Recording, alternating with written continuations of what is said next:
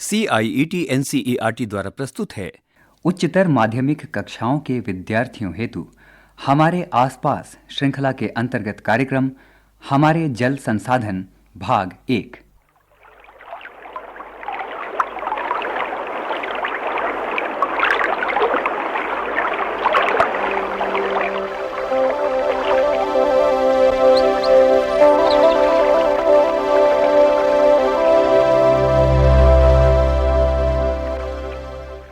पानी या जल प्रकृति की अनमोल देन है।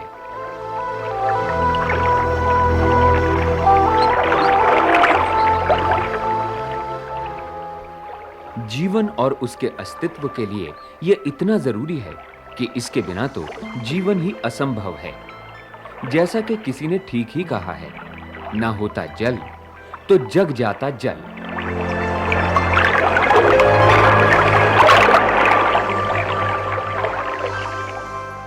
वास्तव में जीवन की उत्पत्ति जल से ही प्रारंभ हुई है।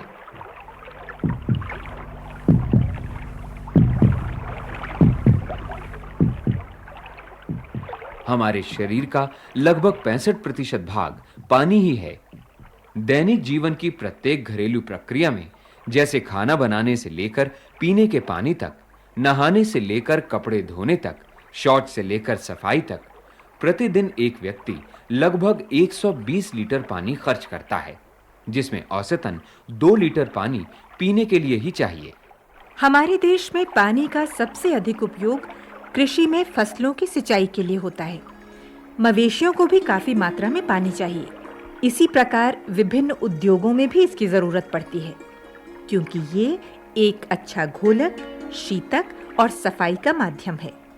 बिजली बनाने का एक मुख्य साधन पानी ही है, जिसे जल विद्युत या पन बिजली कहते हैं। आज भी परिवहन का सबसे सस्ता साधन नदियों में चलने वाली नौकाएं या समुद्री जहाज ही हैं। काफी हद तक मौसम भी तो पानी और उसकी मात्रा पर निर्भर करता है। जलाशय और खासकर विशाल सागर जो ऊष्मा ऊर्जा के बैंक का कार्य करते हैं, जो ऊष्मा को अवशोषित करते हैं और उसे छोड़ते हैं। इस कारण समुद्र तट के क्षेत्रों की जलवायु समुद्र से दूर के क्षेत्रों से भिन्न होती है। समुद्र तट के इलाकों में न तो सर्दी में ज्यादा सर्दी और न ही गर्मियों में ज्यादा गर्मी ही पड़ती है। मगर ये पानी आता कहां से है? यानी इसके मुख्य स्रोत क्या-क्या हैं? आपको ये जानकर आश्चर्य होगा कि पृथ्वी पर कुल पानी का लगभग 97% महासागरों और समुद्रों में है, जो कि धरती की 3/4 सतह पर फैले हुए हैं। समुद्र का पानी खारा होता है। इसका उपयोग सीधे तौर पर नहीं किया जा सकता। शेष 3% ताजे जल के रूप में उपलब्ध है। इस 3% में से 2% जल हमारी पहुंच के बाहर है, क्योंकि यह जमा हुआ है।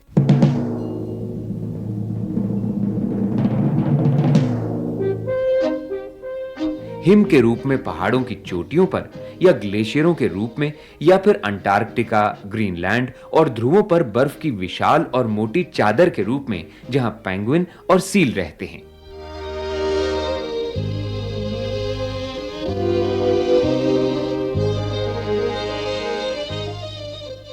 इस प्रकार सिर्फ 1% जल ही नदियों और झीलों में है, या फिर भूमिगत जल जो हम कुओं और नलकूपों के द्वारा निकालते हैं, और कुछ हवा में नमी और बादलों के रूप में। इसे यूं समझें कि अगर धरती पर 9 चम्मच पानी जमी हुई बर्फ के रूप में है, तो नदियों में बहता पानी 1 बूंद के बराबर है।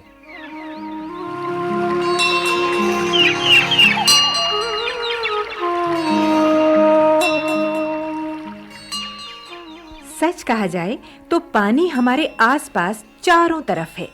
यहाँ तक कि रेगिस्तान की सूखी हवा में भी पानी की आर्द्रता अवश्य होती है।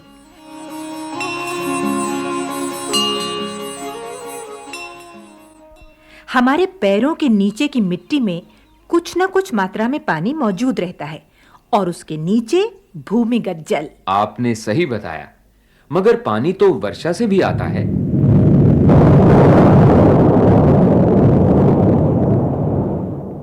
हमारे खेतों की फसलों के लिए और पीने का पानी काफी मात्रा में वर्षा से ही आता है। इस विषय पर आप कुछ और बताना चाहेंगे? हाँ, क्यों नहीं। हमारे देश में जलवायु की विविधताएं हैं। कहीं थार जैसे रेगिस्तान हैं, तो कहीं हिमालय जैसे बर्फ से ढके हुए पहाड़। इसलिए वर्षा में काफी असंतुलन और असमानता है। जैसे राजस्थान के जैसलमेर में 20 सेंटीमीटर के लगभग वर्षा प्रतिवर्ष होती है, तो आसाम के चेरापूंजी में लगभग 1100 सेंटीमीटर वर्षा होती है। इसी तरह मुंबई और पुणे के बीच सिर्फ 160 किलोमीटर की दूरी पर भौगोलिक कारणों से मुंबई में मॉनसून के समय लगभग 200 सेंटीमीटर वर्षा होती है और इतने ही समय में पुणे में लगभग 75 सेंटीमीटर वर्षा होती है। तभी तो किसी कवि ने कहा है, भारत तेरी अजब कहानी, 2 कोस पर बदले पानी और 100 कोस पर वाणी।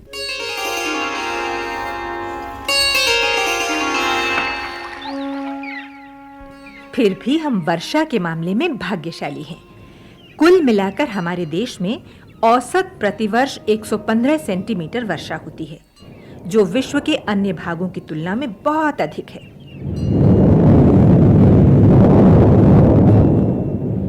भारत सबसे अधिक वर्षा के क्षेत्र में ब्राजील के बाद दूसरे स्थान पर आता है। कई कारणों से कुल वार्षिक वर्षा का 10वां भाग ही हम उपयोग में ला पाते हैं। एक अनुमान के अनुसार अगर स्थितियां बदली नहीं तो आज से 40 वर्ष बाद भी 1/4 से ज्यादा पानी हम उपयोग में नहीं ला सकेंगे।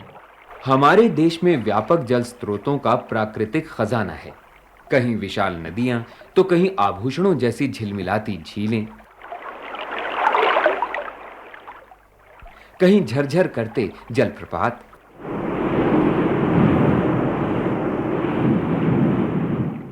और 3 तरफ फैला लंबा समुद्री किनारा।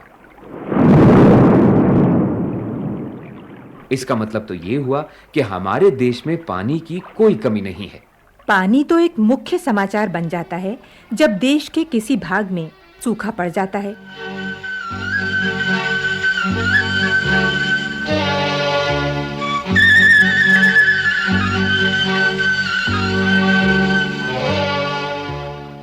या किसी प्रदेश में बाढ़ आ जाती है।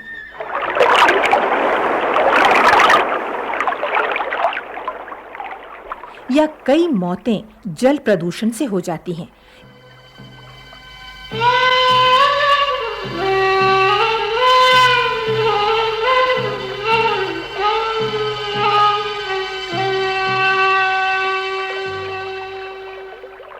या गर्मियों में महानगरों में पानी का अभाव हो जाता है। जीवन के लिए कठिनाइयां उत्पन्न होती हैं। हमारे देश में पानी की प्रत्यक्ष अधिकता भ्रामक है और हम ऐसा मान लेते हैं कि हमें पानी का अभाव नहीं होना चाहिए। लेकिन इस सच्चाई से भी इनकार नहीं किया जा सकता कि पानी का हम दुरुपयोग भी करते हैं और कभी-कभी अधिक और अनुचित उपयोग भी करते हैं। परिणाम स्वरूप पानी की गंभीर कमी की परिस्थितियां पैदा हो जाती हैं।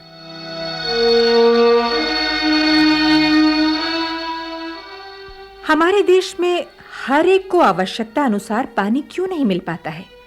इसके क्या कारण हैं? पानी की कमी के कई कारण हैं। इनमें प्रमुख हैं बढ़ती हुई आबादी की बढ़ती हुई पानी की आवश्यकताएं,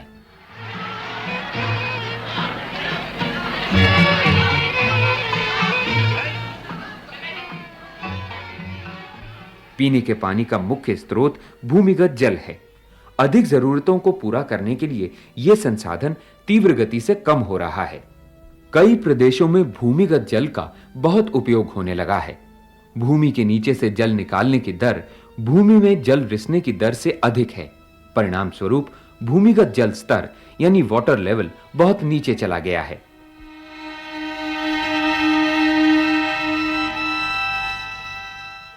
देखिए, बरसात तो सिर्फ वर्षा ऋतु में होती है ना, इसलिए दूसरे समय के लिए पानी का संचय करना पड़ता है। और पानी का संचय करना कोई आसान काम नहीं है। पानी को जमा करके रखने का एक मुख्य तरीका है बांध बनाना।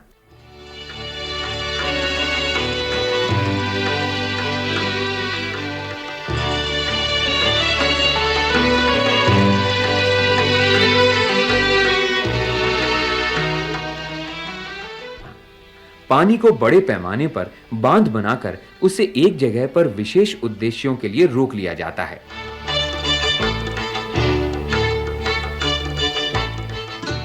बांध के जल का उपयोग कृषि में सिंचाई के लिए नहरों के माध्यम से किया जाता है और सूखे में पानी की कमी से बचा जा सकता है। भारत में भाखड़ा बांध, टिहरी बांध, हीराकुंड बांध, रिहंद बांध, मिस्र में असवान बांध और पाकिस्तान में तरबेला बांध और अमेरिका में कूली और हैवर बहुउद्देश्य परियोजनाओं के उदाहरण हैं। वर्षा के पानी को जमा करके खेती के लिए और यहां तक कि घरेलू जरूरतों के लिए भी इस्तेमाल में लाया जा सकता है। सावधानी से जमा किया हुआ पानी साफ होता है और सुरक्षित भी।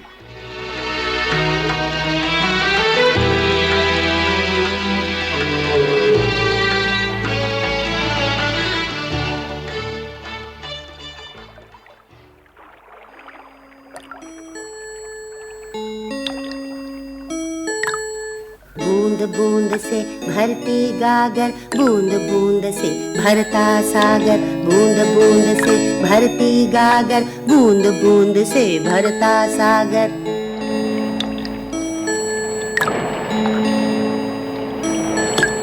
जल ही जग का जीवन है, रखना इसे सदा बचाकर। जल ही जग का जीवन है, रखना इसे सदा बचाकर।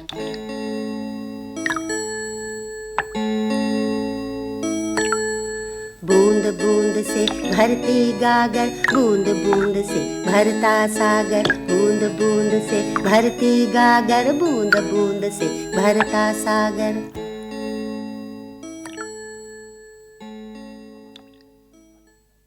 हमारे जल संसाधन भाग 1। अभी आप सुन रहे थे ये कार्यक्रम। आलेख डॉक्टर जितेंद्र सिंह, विषय संयोजन अजीत होरो, कलाकार वीना होरा और बावला कोचर, विषय विशेषज्ञ डॉक्टर जितेंद्र सिंह, ध्वन्यांकन उपेंद्र नाथ, निर्माण सहयोग वंदना अरिमर्दन, निर्माण एवं प्रस्तुति अजीत होरो तथा प्रस्तुति CIET NCERT नई दिल्ली, भारत।